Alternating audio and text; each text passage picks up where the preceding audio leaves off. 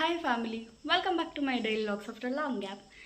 So ಇವತ್ತು ಸಂಕ್ರಾಂತಿ ಇರೋದ್ರಿಂದ ನನ್ನ ಸ್ಟಡೀಸು ಅದು ಇದು ಅಂತ ನಾನು ಇಷ್ಟು ದಿನ ವ್ಲಾಗ್ನ ಮಾಡೋದಕ್ಕಾಗಲೇ ಇಲ್ಲ. ಹಾಗಾಗಿ ಇವತ್ತಿಂದ ಮತ್ತೆ ವ್ಲಾಗ್ನ ಸ್ಟಾರ್ಟ್ ಮಾಡಬೇಕು ಅಂತ ಅಂದ್ಕೊಂಡಿದ್ದೀನಿ. ಎಕ್ಸಾಮ್ಸು ಕೂಡ ಕಂಪ್ಲೀಟ್ ಆಯಿತು. ಸೊ ಹಾಗಾಗಿ ಈ ಮೊದಲೇ ಹೇಗೆ ಸಪೋರ್ಟ್ ಮಾಡ್ತಾಯಿದ್ರು ಈಗಲೂ ಕೂಡ ಅದೇ ರೀತಿ ಸಪೋರ್ಟ್ ಮಾಡಿ ಅಂತ ಹೇಳ್ತಾ ಥ್ಯಾಂಕ್ ಯು. ಇವತ್ತು ಸಂಕ್ರಾಂತಿ ಹಬ್ಬ ಇರೋದ್ರಿಂದ ನಾರ್ಮಲ್ಲಾಗಿ ನಮ್ಮ ಮನೆಯಲ್ಲಿ ಹಬ್ಬದ ದಿನ ಭರ್ತಾ ಅಂತ ಮಾಡ್ತೀವಿ. ಎಲ್ಲ ವೆಜಿಟೇಬಲ್ಸ್ನ ಕಟ್ ಮಾಡಿಕೊಂಡು ಅದನ್ನು ಸ್ವಲ್ಪ 1 ವಿಷಲ್ ಸ್ಟೀಮ್ ಮಾಡ್ಕೊತೀವಿ, ಬೇಯಿಸ್ಕೊಂಡು. ಇಲ್ಲ ಸ್ಟೀಮ್ ಮಾಡಿದ್ರೆ ಸ್ಟೀಮನ್ನು ಮಾಡಬಹುದು, ಬಟ್ ನಾವು ಅದನ್ನು ಕುಕ್ಕರಲ್ಲಿ 1 ವಿಷಲ್ ಮಾಡ್ಕೊತೀವಿ ಎಲ್ಲ ವೆಜಿಟೇಬಲ್ಸ್ನ ಕಟ್ ಮಾಡಿ. ಸೊ ಆಲ್ರೆಡಿ ಕುಕ್ಕರ್ನ ನಾನು ಮಾಡಿದ್ದೀನಿ, ಮತ್ತು ಇನ್ನೊಂದು ಕುಕ್ಕರ್ನ ಇಟ್ಟಿದ್ದೀನಿ. ಅದಾದಮೇಲೆ ಅದನ್ನಿಟ್ಟು ಸ್ವಲ್ಪ ನಿನ್ನೆ ಬೇಗ ಎದ್ದು ಏನು ಮಾಡಿದೆ, ಸಗಣಿ ಎಲ್ಲ ಸಾರಿಸ್ಕೊಂಡಿದ್ದೆ ಮನೆ ಮುಂದೆ. ರಂಗೋಲಿ ಹಾಕಬೇಕಿಲ್ಲ, ಹಾಗಾಗಿ ರಂಗೋಲಿ ಹಾಕೋಣ ಅಂತ ಹೋದೆ.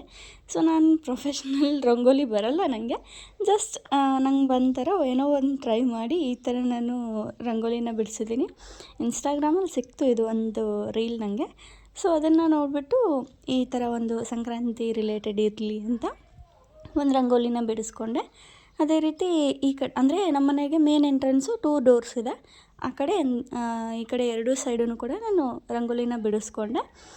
ಈ ಕಡೆ ಸುಮ್ಮನೆ ಸಿಂಪಲಾಗಿ ಬಿಡಿಸೋಣ ಅಂತ ಹೇಳಿ 1-2 ಕಬ್ಬು ಥರ ಮಾಡಿ ಮಡಿಕೆಯಲ್ಲಿ ಬೆಣ್ಣೆ ಅಂತಲ್ಲ ಆ ರೀತಿಯಾಗಿ ನಾನು ಬಿಡಿಸ್ಕೊಂಡೆ. ಎಲ್ಲರಿಗೂ ಸಂಕ್ರಾಂತಿ ಹಬ್ಬದ ಹಾರ್ದಿಕ ಶುಭಾಶಯಗಳು. ಎಲ್ಲರ ಬಾಳಲ್ಲಿ ದೇವರು ಸಂತೋಷ, ಸುಖ, ನೆಮ್ಮದಿ ಎಲ್ಲರನ್ನೂ ಕೊಟ್ಟು ಕಾಪಾಡಲಿ ಅಂತ ಹೇಳ್ತಾ once again happy Sankranti to all. So ಅದೆಲ್ಲ ಆದಮೇಲೆ ಫ್ರೆಶ್ನಪ್ ಆಗಿಬಿಟ್ಟು ಪೂಜೆನ ಸ್ಟಾರ್ಟ್ ಮಾಡ್ಕೊಂಡೆ. ಹಬ್ಬ ಅಲ್ವಾ, ಏನೋ ಒಂಥರ ಸ್ಪೆಷಲ್ ಫೀಲ್ ಇದ್ದೇ ಇರುತ್ತೆ. ರಂಗೋಲಿನ ಚೆನ್ನಾಗಿ ಬಿಡಿಸ್ಕೊಬೇಕು ಅಂತ ಹೇಳಿ ಏನೋ ಒಂದು ರೀತಿ ಚೆನ್ನಾಗಿ ಮಾಡಿಕೊಂಡೆ. ಅದಾದಮೇಲೆ ಭರ್ತನ ಮಾಡ್ತಿದ್ದೀನಿ. ನಾನು ಕಾಳನ್ನು ಕುಕ್ಕರಲ್ಲಿ ಹಾಕಿದರೆ ತುಂಬ ಸಾಫ್ಟ್ ಆಗಿಬಿಡುತ್ತೆ ಸ್ಮ್ಯಾಶ್ ಮಾಡಿದರೆ ಅದನ್ನು ಕೂಡ ಅಂತ ಬೇರೆ ಸಪ್ರೇಟಾಗಿ ಬೇಯಿಸ್ಕೊಂಡಿದ್ದೆ. ಸೊ ಭರ್ತನ ರೆಡಿ ಮಾಡೋದಕ್ಕೆ ಆಯಿಲ್ನ ಹಾಕ್ಕೊಂಡು ಮೆಂತ್ಯ ಸೊಪ್ಪು ಮತ್ತು ಅದೆಲ್ಲ ಕಾಳನ್ನ ಹಾಕ್ಕೊಂಡೆ. ಕಡಲೆಕಾಳು ಮತ್ತು ಅವರೆಕಾಳು ಯೂಸ್ ಮಾಡಿದ್ದೆ. ಅದು ಹಾಕ್ಕೊಂಡು ಸ್ವಲ್ಪ ಅರಿಶಿನ, ಹಾಗೆ ಸ್ವಲ್ಪ ಖಾರ. ನೀವು ಹಸಿ ಖಾರ ಬೇಕು ಅಂತ ಅಂದರೆ ನೀವು ಬಾಯ್ಲ್ ಮಾಡ್ಕೊತಿರ್ತೀರಲ್ಲ ಕುಕ್ಕರಲ್ಲಿ, ಅವಾಗೆ ಒಂದು ಸ್ವಲ್ಪ ಮೆಣಸಿನ್ಕಾಯಿ ಹಾಕ್ಕೊಂಬಿಟ್ರೆ ಹಸಿಮೆಣ್ಸಿನ್ಕಾಯಿ ಹಸಿ ಖಾರ ಆಗುತ್ತೆ. ಆ್ಯಂಡ್ ಸ್ವಲ್ಪ ಕಸೂರಿ ಮೇಥಿ, ಅಂದರೆ ಜಸ್ಟ್ ಒಂಥರ ಫ್ಲೇವರ್ಸಿಗೆ ಇರಲಿ ಅಂತ ಕಸೂರಿ ಮೇಥಿ ಹಾಕ್ಕೊಂಡು ಬೇಯಿಸಿರೋ ಎಲ್ಲ ವೆಜಿಟೇಬಲ್ಸ್ ಮಿಕ್ಸ್ನ ಸ್ವಲ್ಪ ಸ್ಮ್ಯಾಶ್ ಮಾಡಿಕೊಂಡೆ. ಕಂಪ್ಲೀಟಾಗಿ ಸ್ಮ್ಯಾಶ್ ಮಾಡಿದರೆ ಅಷ್ಟೊಂದು ಸರಿಗೆ ಅನಿಸಲ್ಲ ಅಂತ ನಾನು ಸ್ವಲ್ಪ ಅರ್ಧಂಬರ್ಧ ಸ್ಮ್ಯಾಶ್ ಮಾಡಿಬಿಟ್ಟು ಅದನ್ನು ರೆಡಿ ಮಾಡಿಕೊಂಡೆ ಭರ್ತನ. ಅದಾದಮೇಲೆ ಅದಕ್ಕೆ ಕಾಂಬಿನೇಷನ್ ಅಂದರೆ ಸಜ್ಜಿ ರೊಟ್ಟೆ. ಹಿಟ್ಟು ಅಷ್ಟೊಂದು ಜಿಗ್ಟಾಗಿರಲಿಲ್ಲ, ಸೊ ಹಾಗಾಗಿ ರೊಟ್ಟಿ ಅಷ್ಟು ಚೆನ್ನಾಗಿ ಬರಲಿಲ್ಲ. ಬಟ್ ಹಬ್ಬ ಫಾರ್ಮಾಲಿಟೀಸಿಗೆ ಮಾಡಲೇಬೇಕಲ್ವ ಅಂತ ಸಜ್ಜಿ ಹಿಟ್ಟು ಸ್ವಲ್ಪ ಇತ್ತು ಮನೇಲಿ, ಅದನ್ನೇ ತೊಗೊಂಡು ಒಂದು ಸ್ವಲ್ಪ ರೊಟ್ಟಿನ ಮಾಡಿಕೊಂಡೆ.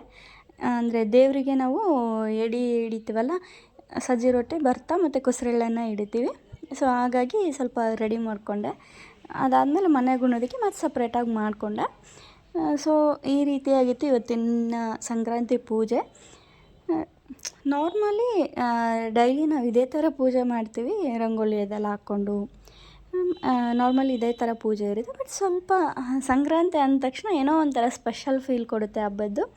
ಸೊ ಹಾಗಾಗಿ ಸ್ವಲ್ಪ ರಂಗೋಲಿನೆಲ್ಲ ಬಿಡಿಸ್ಕೊಂಡು ಪೂಜೆನ ಮಾಡಿದೆ. ಹಾಗೆ ಎಡೆ ಏನಿದೆ, ನಾವು ಸಂಕ್ರಾಂತಿ ಹಬ್ಬದ ದಿನ ಭರ್ತಾ ಹೇಳಿದ್ನಲ್ಲ ಆಲ್ರೆಡಿ, ರೊಟ್ಟಿ ಭರ್ತಾ ಹಿಡಿತೀವಿ ಅಂತ. ಸೊ ಹಾಗಾಗಿ ರೊಟ್ಟಿ ಭರ್ತಾ ಹಿಡಿದು ಪೂಜೆನ ಕಂಪ್ಲೀಟಾಗಿ ಮುಗಿಸ್ಕೊಂಡೆ. ಸೊ ಈ ಸಂಕ್ರಾಂತಿ ಹಬ್ಬ ಅಂದ ತಕ್ಷಣ ಒಂದು ಸಾಂಗ್ ನೆನಪು ಬರುತ್ತೆ, ಜನಪದ ಸಾಂಗು. ಗಿಡ ಗಿಡಕ್ಕೆ ಕುಂತ ಕೈ ಮಾಡಿ ಹೇಳತವ ಹಾಡ ಹಕ್ಕಿ ಬಳಗ, ಸಂಕ್ರಾಂತಿ ಬಂತ ಸಡಗರ ತಂತ ಕುಸಿರೆಲ್ಲು ಬೆಲ್ಲದಾಂಗ. ಎಲ್ರಿಗೂ ಸಂಕ್ರಾಂತಿ ಹಬ್ಬದ ಶುಭಾಶಯಗಳು. ಅದಾದಮೇಲೆ ಸಾಯಂಕಾಲ ಸ್ವಲ್ಪ ಹೊರಗಡೆ ಔಟಿಂಗ್ಸ್ ಹೋಗಿದ್ವಿ. ಅಲ್ಲಿ ಒಂದು ಅಪ್ಪು ಅವ್ರ ಫೋಟೋ ತುಂಬಾ ಚೆನ್ನಾಗಿ ಅನ್ನಿಸ್ತು ನನಗೆ. ಆ ಫೋಟೋನ ತೊಗೊಬೇಕು ಅಂತ ಅನ್ನಿಸ್ತು. ಆಲ್ರೆಡಿ ಒಂದು 2-3 ಫೋಟೋಸ್ ಇದ್ದವು ಅಪ್ಪು ನನ್ನ ಹತ್ರ. ಸೊ ಹಾಗಾಗಿ ಅದನ್ನೇನು ತೊಗೊಳೋದು ಬೇಡ ಅಂತ ನಾನು ಅದನ್ನು ಕೈ ಬಿಟ್ಟೆ. ಅದಾದಮೇಲೆ ಒಂದು ಸ್ವಲ್ಪ ಡೆಕೋರಿಗೆ ಲೈಟಿಂಗ್ಸ್ ಇರಲಿ ಅದು ಇದು ಅಂತ ಸೇಲ್, ಅಂದರೆ ಹಬ್ಬದ ಸ್ಪೆಷಲ್ ಅಂತಲೂ ಗೊತ್ತಿಲ್ಲ, ಏನೋ ಒಂದು ಅನುಭವ ಮಂಟಪ ಇದೆ, ಅಲ್ಲಿ ಸೇಲ್ ಬಂದಿತ್ತು. ಆ ಸೇಲ್ನ ನೋಡೋದಕ್ಕೆ ಅಂತ ಹಾಗೆ ಹೋಗಿದ್ವಿ. ಅಲ್ಲಿರೋ ಥಿಂಗ್ಸ್ನೆಲ್ಲ ಏನೇನಿದೆ, ಏನು ಮನೆಗೆ ಏನು ಬೇಕು ಅಂತ ನೋಡ್ಕೊಬೇಕು ಅಂತ ಹೋಗಿದ್ದೆ. ನನಗೆ ಅಲ್ಲಿ ಲೈಟಿಂಗ್ಸ್ ತುಂಬ ಇಷ್ಟ ಆಯಿತು. ಆ್ಯಂಡ್ ದಿಸ್ ಟ್ರೇ, ಅದನ್ನು ಕೂಡ ತುಂಬ ಇಷ್ಟ ಆಯಿತು. ಅವೆರಡನ್ನ ಪರ್ಚೇಸ್ ಮಾಡಿಕೊಂಡೆ. ಅಲ್ಲಿ ನಮ್ಮ ಮನೆಯವ್ರಿಗೆ ಒಂದು ಆಂಜನೇಯಂದು ಫೋಟೋ ಫ್ರೇಮ್ ಹುಡುಕು ಅಂತ ಹೇಳ್ತಾಯಿದ್ರು. ಬಟ್ ಆ್ಯಕ್ಚುಲಿ ಒಂದಿತ್ತು, ಅದು ಅಷ್ಟೊಂದು ಚೆನ್ನಾಗಿ ಅನ್ನಿಸ್ತಾ ಇರಲಿಲ್ಲ ನನಗೆ.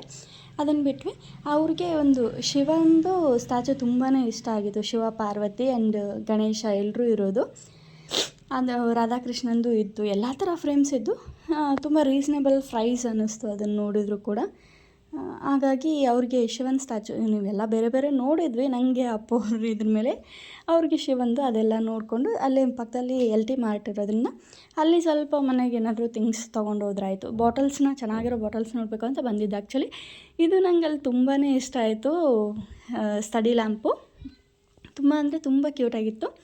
ನೆಕ್ಸ್ಟು ನಾವು ನಾರ್ಮಲಿ ಬಾತಿಂಗ್ ಸೋಪ್ನ ಪತಂಜಲಿ ಸೋಪ್ನ ಯೂಸ್ ಮಾಡ್ತೀವಿ. ಆ ಸೋಪ್ನ ತೊಗೊಂಡು ಅವ್ರ ಬಾಟಲ್ಸ್ನ ನೋಡ್ತಾಯಿದ್ರು. ಅವರಿಗೆ ಯಾವ ಥರ ಇಷ್ಟ ಆಗುತ್ತೆ ಏನು ಅಂತ. ನಾನು ಜಸ್ಟ್ ನಾನು ಇರಲಿ ಅಂತ ವ್ಲಾಗ್ನ ಮಾಡಿಕೊಂಡೆ.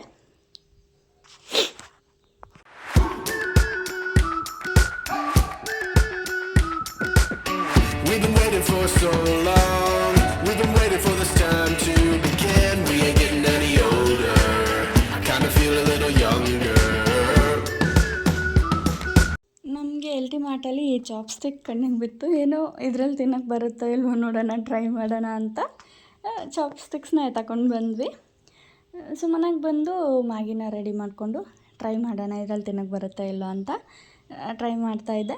ಆ್ಯಕ್ಚುಲಾಗಿ ಚೆನ್ನಾಗೇ ತಿನ್ನೋಕ್ಕೆ ಬಂತು. ನಾನು ಅಂದ್ಕೊಂಡೆ ಇದರಿಂದ ನಂಗೆ ತಿನ್ನೋದಕ್ಕೆ ಬರೋಲ್ಲ, ಕರೆಕ್ಟಾಗಿ ಅದು ಕೈಯಲ್ಲಿ ಹಿಡ್ಕೊಳ್ಳೋದು ಗೊತ್ತಾಗಲ್ಲ ಅಂತ.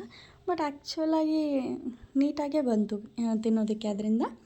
ಸೊ ಇನ್ನೂವರೆಗೂ ನನ್ನ ಚಾನಲ್ನ ಯಾರು ಸಬ್ಸ್ಕ್ರೈಬ್ ಮಾಡ್ಕೊಂಡಿಲ್ಲ, ಸಬ್ಸ್ಕ್ರೈಬ್ ಮಾಡ್ಕೊಳ್ಳಿ. ಹಾಗೆ ಪಕ್ಕದಲ್ಲೇ ಕಾಣ್ತಕ್ಕಂಥ ಬೆಲ್ ಬಟನ್ನ ಕ್ಲಿಕ್ ಮಾಡಿದರೆ ನಾನು ವಿಡಿಯೋ ಅಪ್ಲೋಡ್ ಮಾಡಿದಾಗ ನೋಟಿಫಿಕೇಷನ್ ನಿಮಗೆ ಬರುತ್ತೆ. Thank you for supporting and keep supporting me always like this.